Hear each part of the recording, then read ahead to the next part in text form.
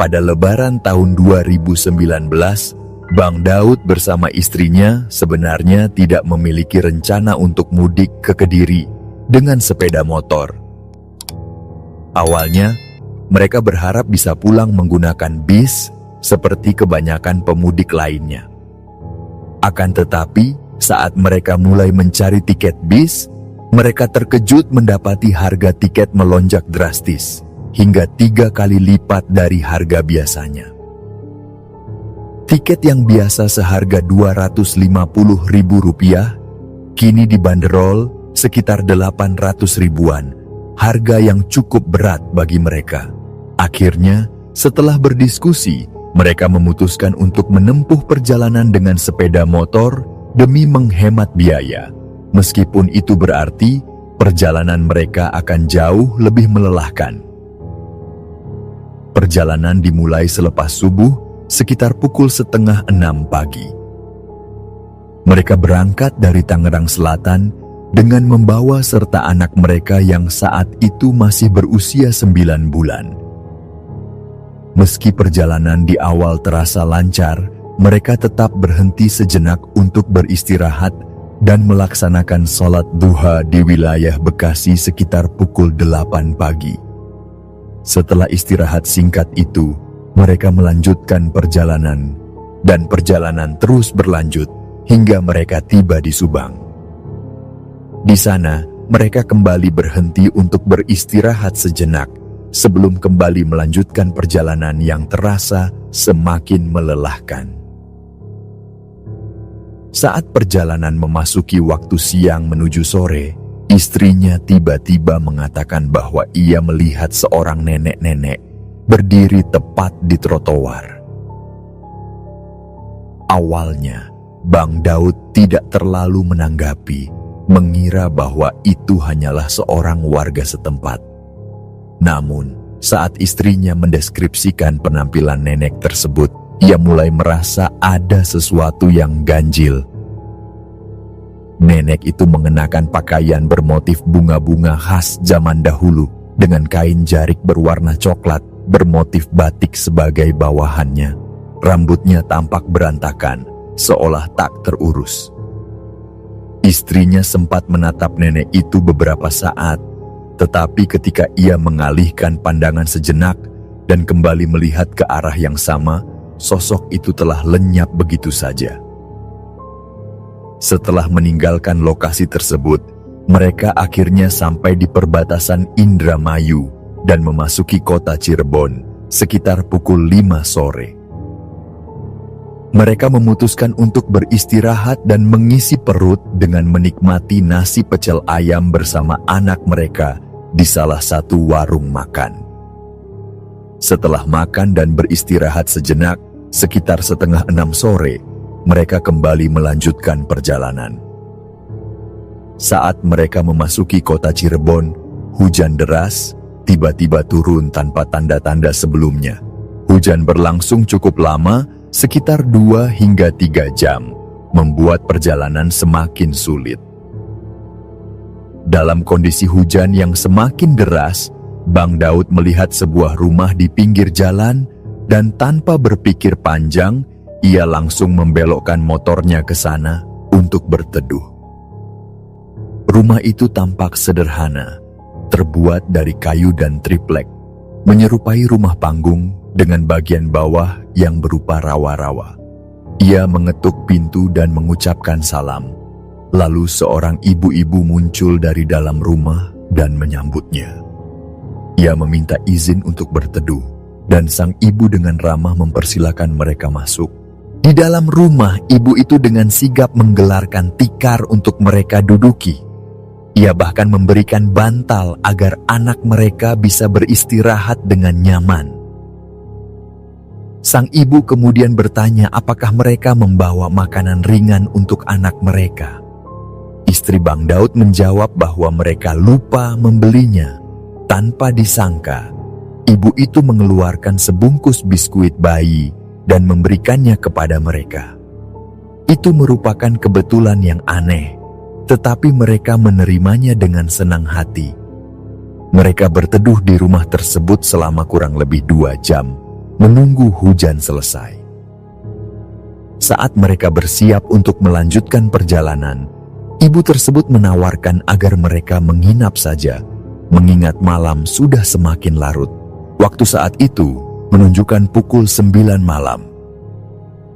Bang Daud memperhatikan ibu itu dengan lebih seksama, menaksir usianya sekitar 30-an akhir atau awal 40-an.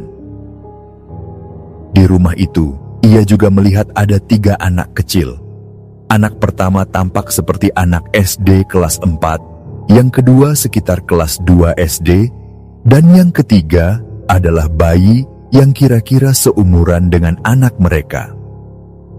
Meskipun ibu itu terus meyakinkan mereka untuk bermalam, Bang Daud tetap bersikeras untuk melanjutkan perjalanan.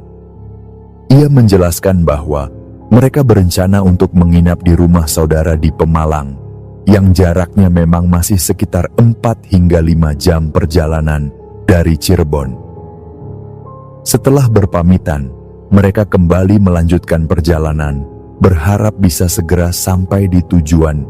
Namun, sesuatu yang aneh mulai terjadi setelah mereka meninggalkan rumah itu. Sepanjang jalan dari Cirebon hingga perbatasan Brebes, anak mereka terus-menerus menangis tanpa alasan yang jelas.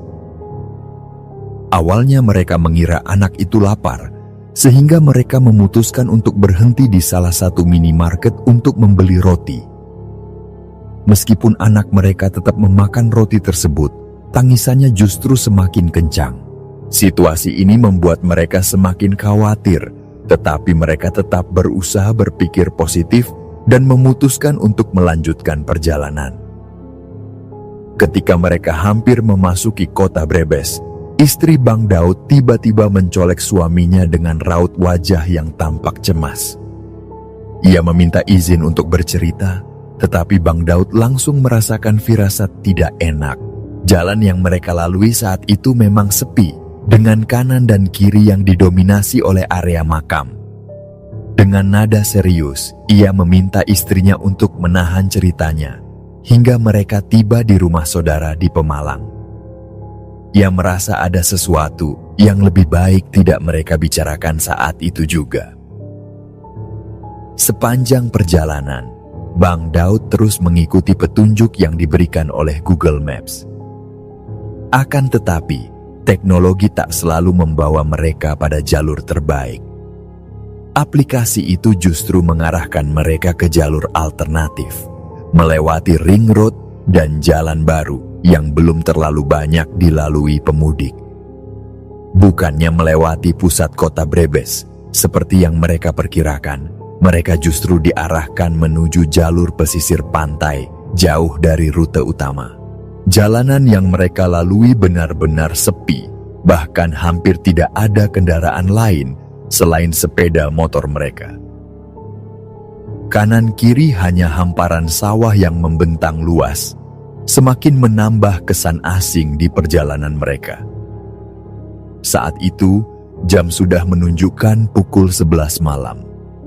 Kegelapan dan kesunyian yang mengelilingi mereka membuat Bang Daud merasa waspada.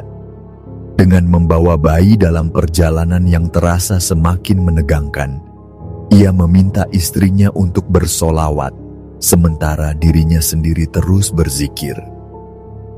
Dalam hati, ia meyakinkan bahwa niat mereka hanya untuk pulang ke kampung halaman, tidak berniat buruk ataupun mengganggu siapapun. Ia berusaha menenangkan diri dengan meyakinkan bahwa dengan doa dan niat baik, mereka akan selamat sampai tujuan. Waktu pun terus berlalu, dan saat memasuki kota Tegal, perjalanan terasa lebih lancar. Namun, ketika mereka semakin mendekati perbatasan Pemalang, suasana kembali berubah. Jalan yang mereka lalui semakin sepi, dan lingkungan sekitar mulai didominasi oleh area makam yang tersebar di sepanjang jalur. Kiri kanan jalan hanya ada persawahan yang luas, dengan beberapa rumah penduduk yang letaknya berjauhan satu sama lain. Waktu telah menunjukkan pukul 1 dini hari dan mereka sudah merasa sangat lelah. Dalam kondisi mengantuk, Bang Daud tetap berusaha fokus pada jalanan. Ia mempertahankan kecepatan motornya di angka 80 km per jam, berharap bisa segera sampai di rumah saudara mereka di Pemalang. Namun tiba-tiba dari arah gelap, seorang pria muncul dan menyeberang jalan tanpa peringatan sedikit pun. Tak ada penerangan jalan di sekitar, membuat sosok itu baru terlihat ketika sudah sangat dekat.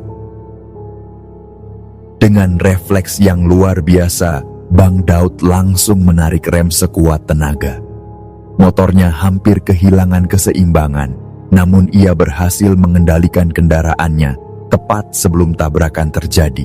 Setelah pria itu melewati mereka, Bang Daud mencoba melihat kembali ke arah belakang, namun sosok itu sudah tidak tampak lagi. Dalam hatinya, ia bertanya-tanya apakah pria itu benar-benar manusia atau sesuatu yang lain. Yang lebih aneh, pria tersebut tidak menoleh sedikit pun saat menyeberang, seakan tidak menyadari kehadiran kendaraan di jalanan yang sepi itu. Ia segera beristighfar, mencoba menghilangkan perasaan aneh yang mulai mengganggunya. Ia berkata dalam hati bahwa lebih baik melupakan kejadian itu dan terus melaju sampai tujuan. Akhirnya mereka tiba di rumah Pak D mereka di daerah Pemalang. Setelah memastikan mereka sudah benar-benar sampai di tempat yang aman, istrinya baru berani bercerita tentang apa yang ia alami sebelumnya. Selama perjalanan di Brebes, ia melihat sesuatu yang membuat bulu kuduknya berdiri. Ada sosok putih yang melayang di sampingnya, menatap anak mereka dengan tajam. Bang Daud yang sudah memiliki firasat sejak awal, hanya bisa menghela napas. Itulah alasan mengapa ia meminta istrinya untuk menunda ceritanya sampai mereka tiba di rumah saudara.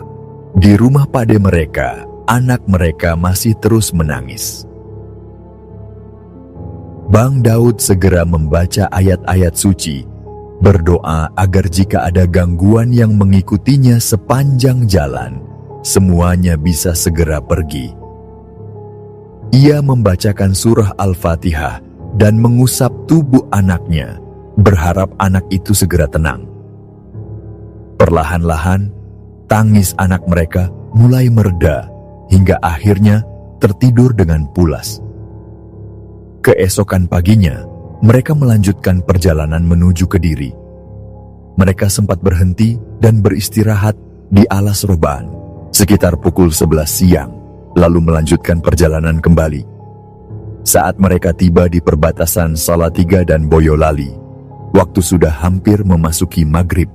Mereka memutuskan untuk beristirahat sejenak di sebuah angkringan, bergabung dengan para pemudik lain yang juga sedang beristirahat sebelum melanjutkan perjalanan panjang mereka. Di angkringan itu, mereka berbincang dengan beberapa pemudik lain.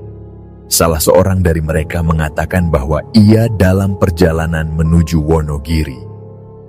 Ketika Bang Daud menyebutkan bahwa mereka menuju Kediri, orang-orang di sekitarnya terkejut, menyebut bahwa perjalanan mereka sangat jauh.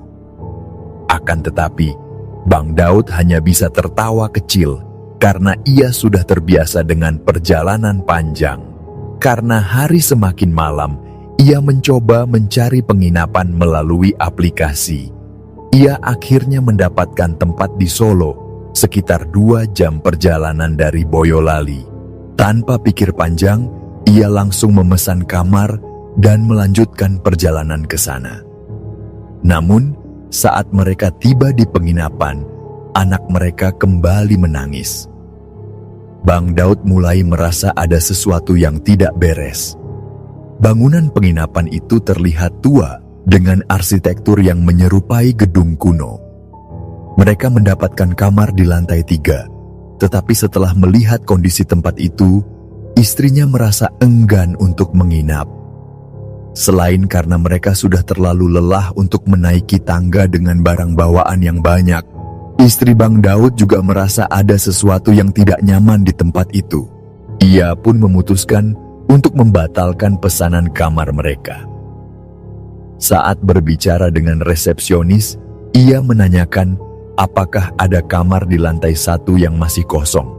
Akan tetapi, petugas menjelaskan bahwa seluruh kamar sudah dipesan mengingat malam itu adalah malam Minggu, di mana banyak orang yang menginap.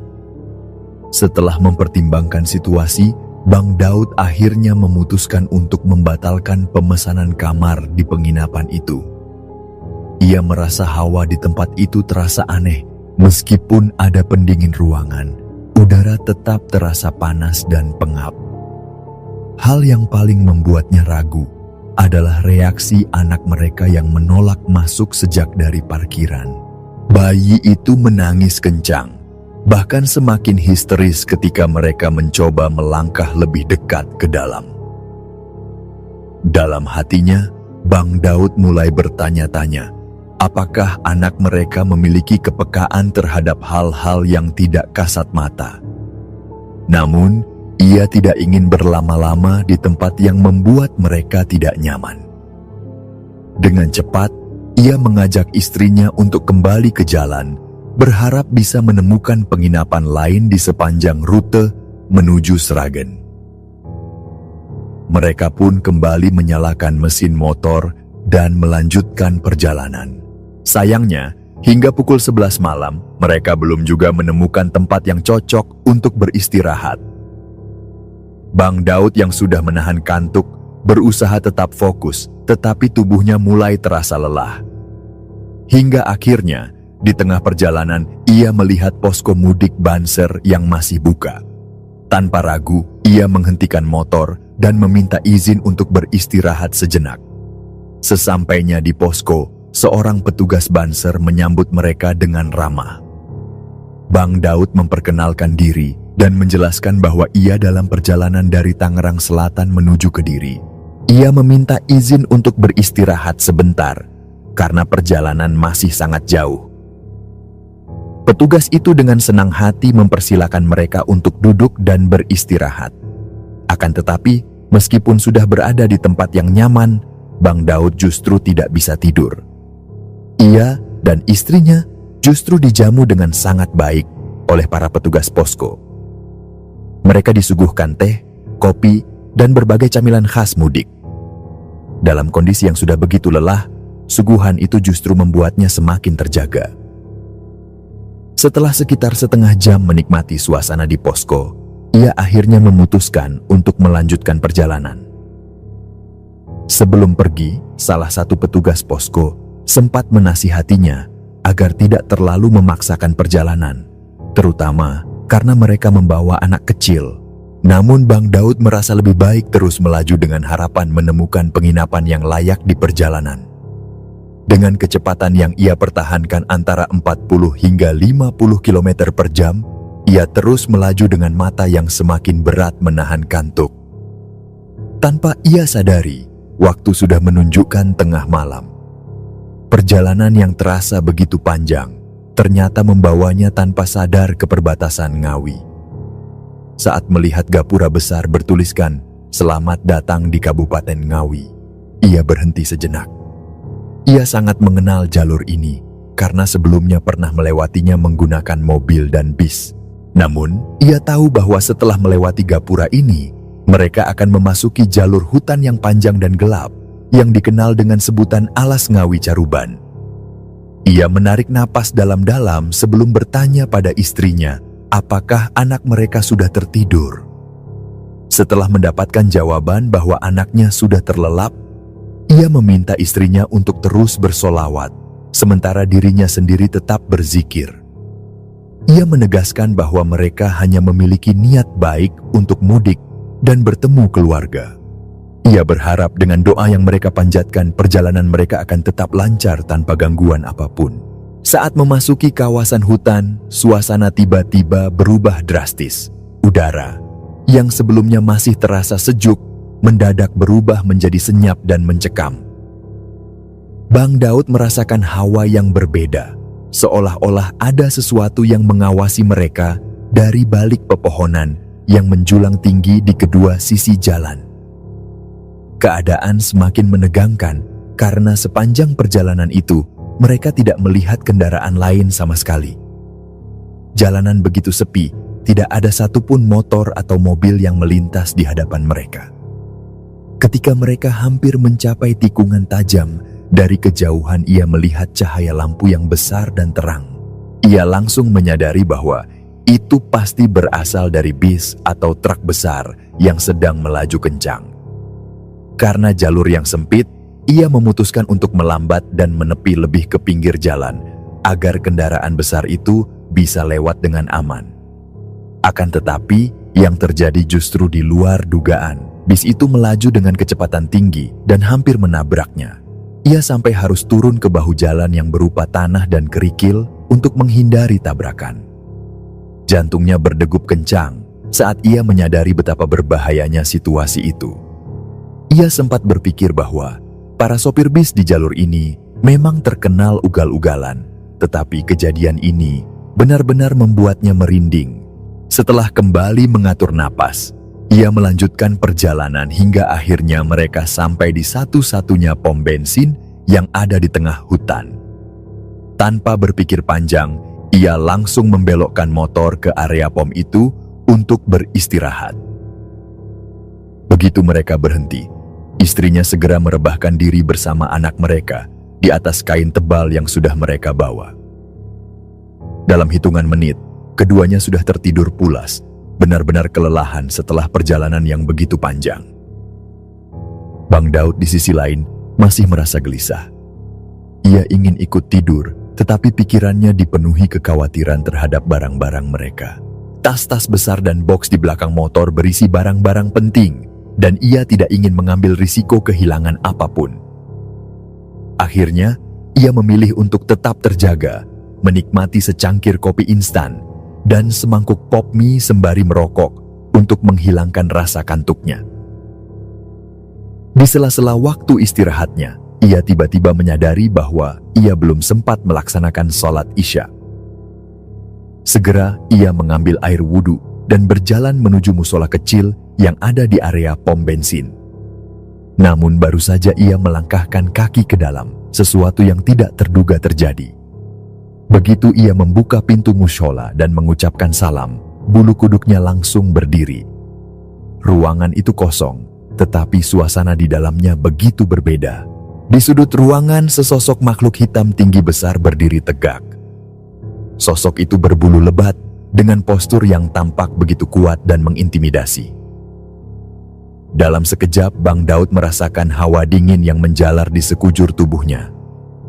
Ia menahan diri untuk tidak menunjukkan ketakutan, hanya beristighfar dalam hati dan mencoba meyakinkan dirinya sendiri bahwa ia hanya ingin beribadah, bukan untuk mengganggu siapapun atau apapun yang ada di tempat itu. Namun, gangguan tidak berhenti sampai di situ.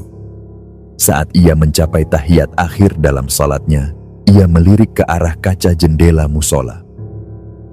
Seketika, napasnya tertahan.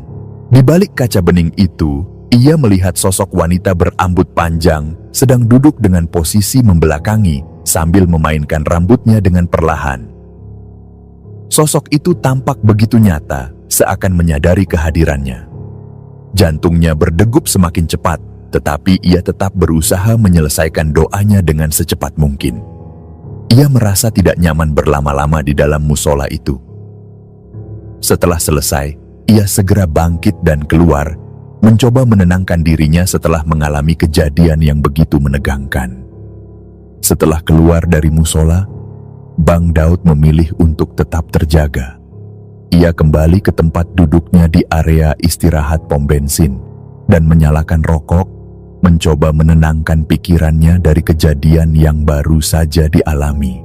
Ia belum sempat benar-benar memproses apa yang ia lihat di dalam musola ketika seorang pemudik lain menghampirinya dan memulai percakapan. Pemudik itu adalah seorang ibu yang mengendarai sepeda motor Mio lama. Dari percakapannya, Bang Daud mengetahui bahwa ibu itu berasal dari Purwakarta, tepatnya dari daerah Cikampek. Ibu itu mengungkapkan bahwa ia dalam perjalanan menuju Nganjuk bersama suaminya. Mereka berangkat sejak subuh dan perjalanan terasa cepat meskipun harus sering berhenti karena suaminya sering mengantuk.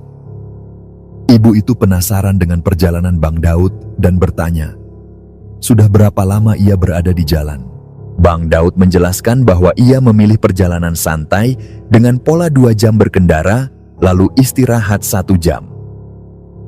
Mendengar hal itu, ibu itu meminta izin untuk ikut konvoi bersamanya. Ia mengaku merasa takut melewati jalur hutan seorang diri, karena sudah sering mendengar cerita-cerita seram tentang daerah tersebut sejak dulu. Bang Daud tidak keberatan. Namun ia memberitahu bahwa mereka harus menunggu anak dan istrinya bangun terlebih dahulu sebelum melanjutkan perjalanan. Ibu itu mengangguk setuju dan mereka berdua menunggu dengan sabar. Hingga akhirnya, sekitar pukul 3 pagi, istri dan anak Bang Daud terbangun. Suami si ibu pun segera dibangunkan dan mereka bersiap untuk melanjutkan perjalanan. Setelah mengisi bahan bakar di pom bensin, Bang Daud menunggu ibu itu menyelesaikan pengisian bensinnya.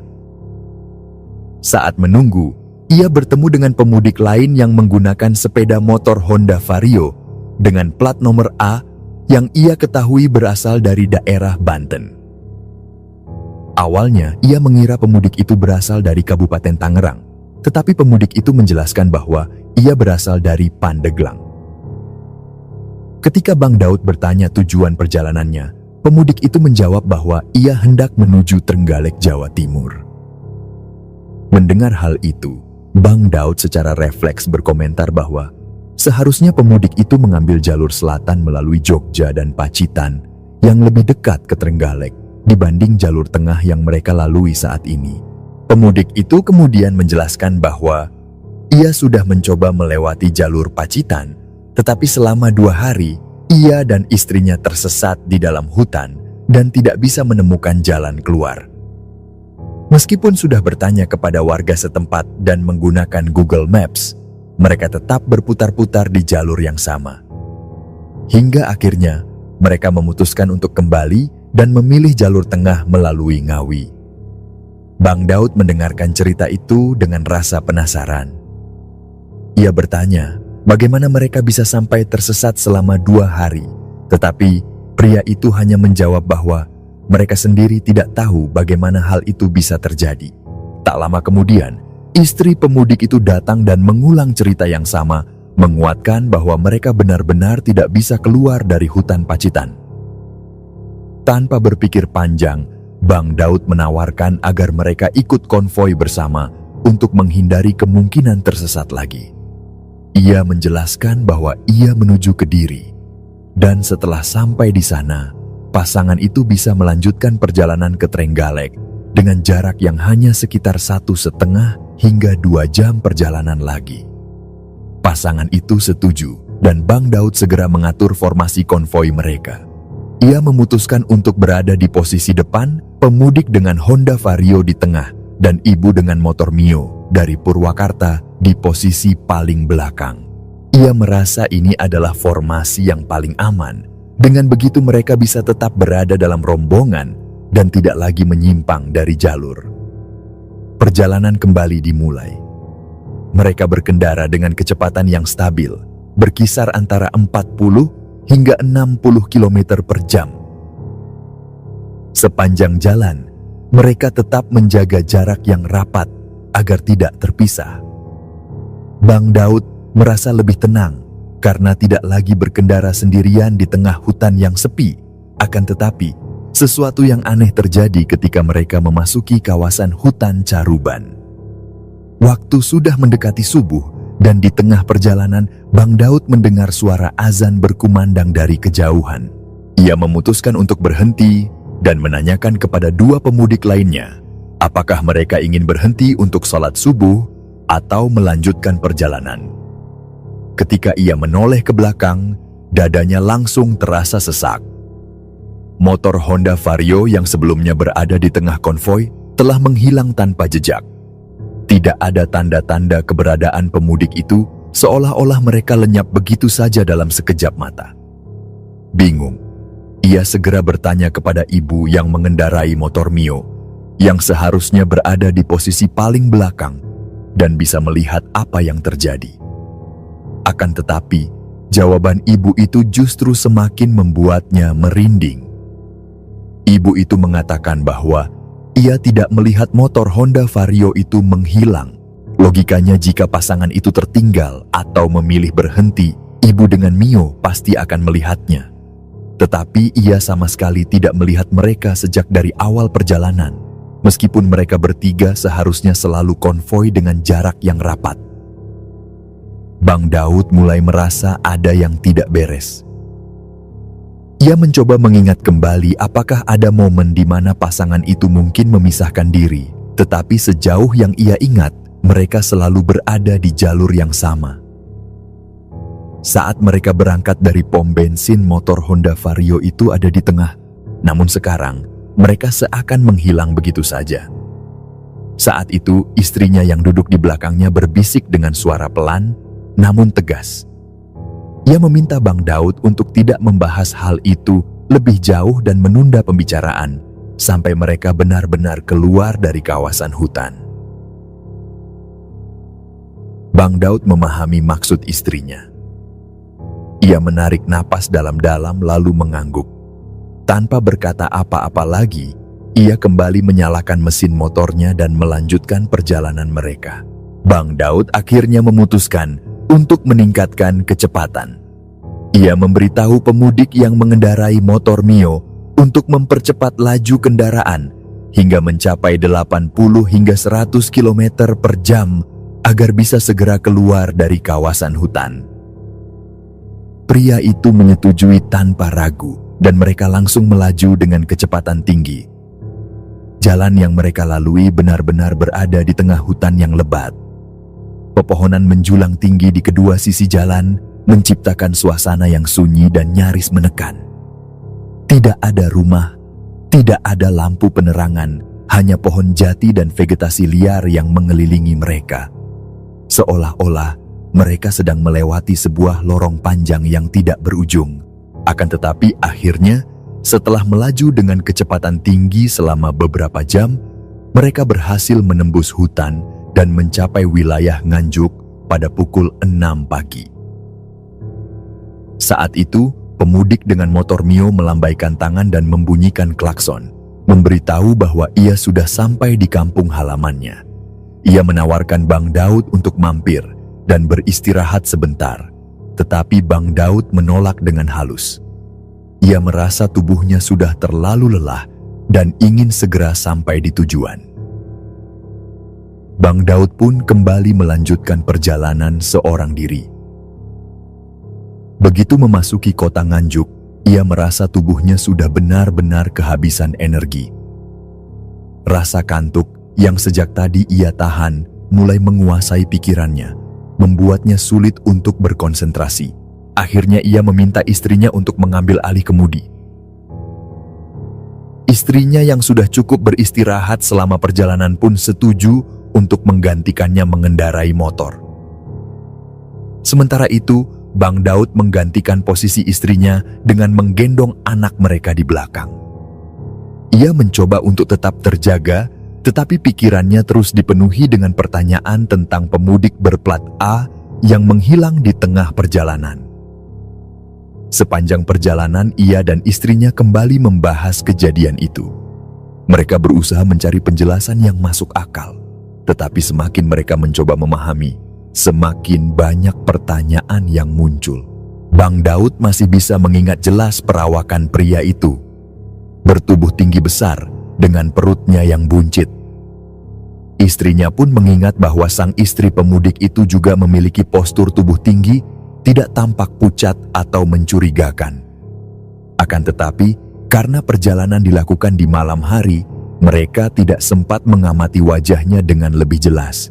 Yang membuat mereka semakin merinding adalah fakta bahwa pemudik itu mengaku telah tersesat selama 2 hari di hutan Pacitan tanpa bisa keluar, seolah-olah mereka terus berputar-putar di jalur yang sama.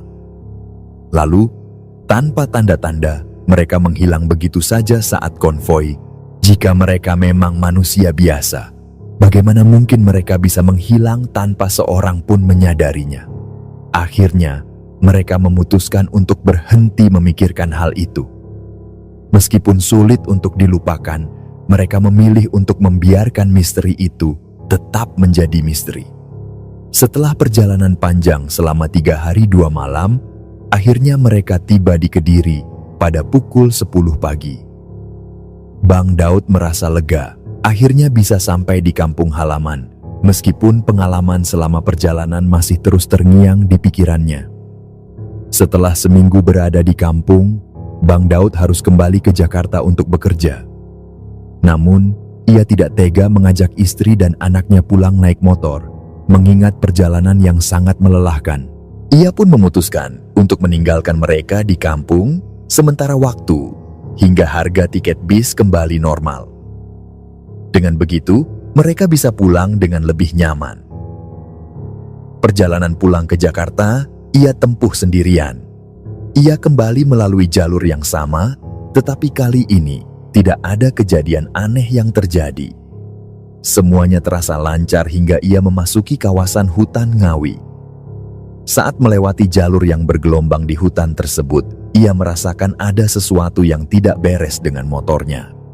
Setelah tiba di pom bensin untuk mengisi bahan bakar, seorang petugas pom memberitahunya bahwa braket kanan yang menopang boks belakang motornya telah patah.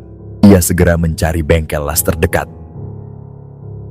Petugas pom bensin memberitahunya bahwa ada tukang las sekitar 500 meter dari situ. Namun, ketika ia sampai di sana, tukang las itu ternyata sedang libur karena masih dalam suasana lebaran. Bang Daud tidak menyerah. Ia mencoba meminta bantuan dengan sopan, berharap tukang las itu bersedia membantunya meskipun sedang libur. Beruntung, pria itu berbaik hati dan bersedia memperbaiki motornya. Saat berbincang, tukang las itu bertanya kemana tujuannya. Ketika ia menjawab bahwa ia dalam perjalanan kembali ke Tangerang, tukang las itu tampak terkejut dan berkata bahwa perjalanannya masih sangat jauh. Setelah pekerjaan selesai, ia menanyakan biaya yang harus dibayarkan. Akan tetapi, tukang las itu hanya meminta bayaran Rp15.000, jumlah yang sangat murah mengingat situasi yang dihadapinya. Merasa bersyukur, Bang Daud melanjutkan perjalanan. Akan tetapi, saat memasuki wilayah Pekalongan sekitar pukul 12 malam, braket di sisi kiri boks belakang motornya kembali patah. Kali ini, situasinya lebih sulit. Tidak ada bengkel atau tukang las yang buka di malam itu. Ia pun harus mencari cara agar bisa tetap melanjutkan perjalanan. Dengan peralatan seadanya, ia mencoba mengikat bagian yang patah menggunakan tali agar tetap bisa bertahan hingga ia menemukan bengkel di perjalanan berikutnya. Saat tiba di Pemalang, ia berpikir untuk menginap di rumah saudaranya seperti saat perjalanan pergi. Namun, ia merasa khawatir akan terlalu lama singgah dan mengganggu waktu mereka. Akhirnya, ia memutuskan untuk bermalam di masjid terdekat, berharap bisa mendapatkan istirahat yang cukup sebelum kembali melanjutkan perjalanan ke Jakarta. Setelah memutuskan untuk bermalam di masjid, Bang Daud mencoba mengatur barang-barangnya di dalam boks motor. Namun, begitu ia hendak membuka boks, ia menyadari sesuatu yang aneh. Kunci boks motor itu menghilang. Ia mengingat dengan jelas bahwa kunci boks selalu ia satukan dengan kunci motor. Akan tetapi, entah bagaimana, kini hanya kunci motor yang tersisa. Ia mencoba mencari, meraba-raba saku jaket dan celananya.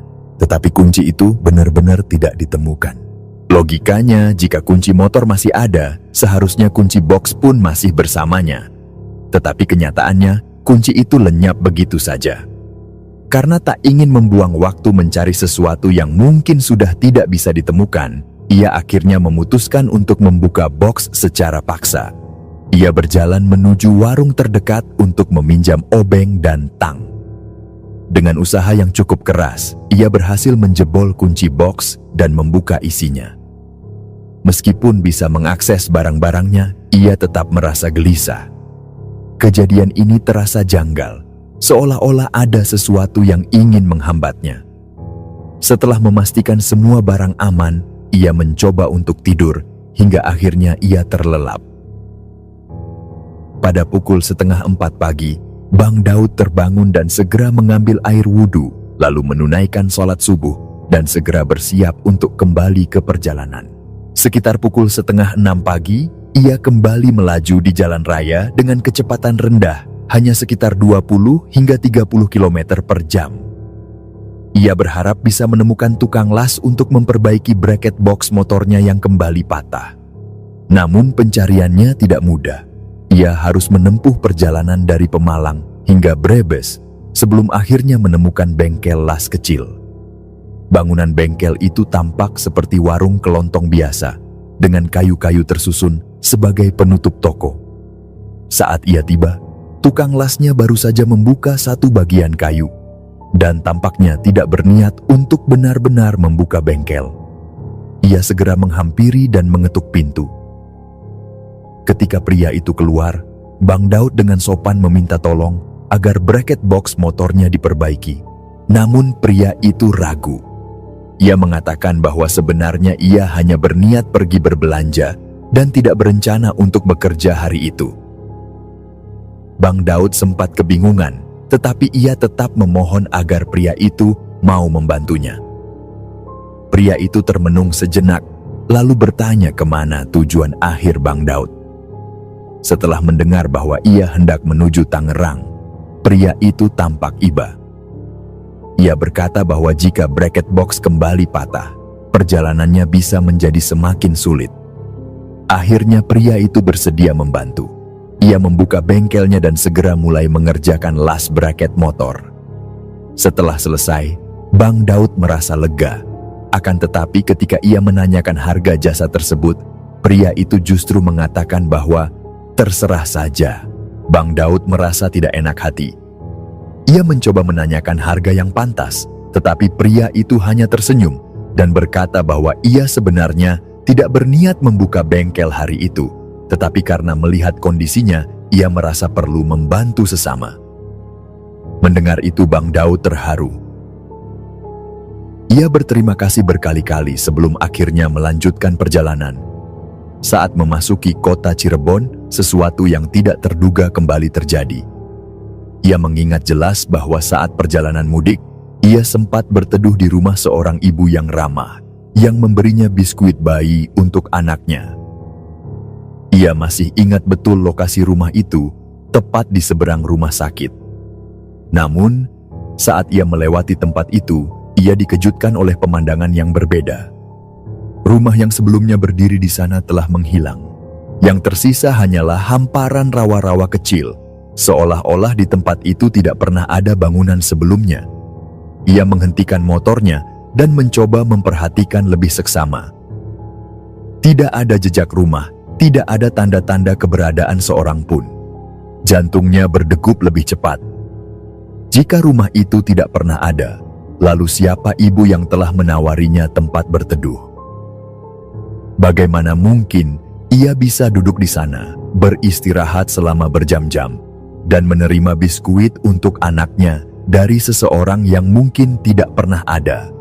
Ia kembali teringat biskuit yang diberikan oleh ibu tersebut. Sepanjang perjalanan, biskuit itu tidak pernah dimakan oleh anaknya, karena mereka lupa menaruhnya di dalam box motor.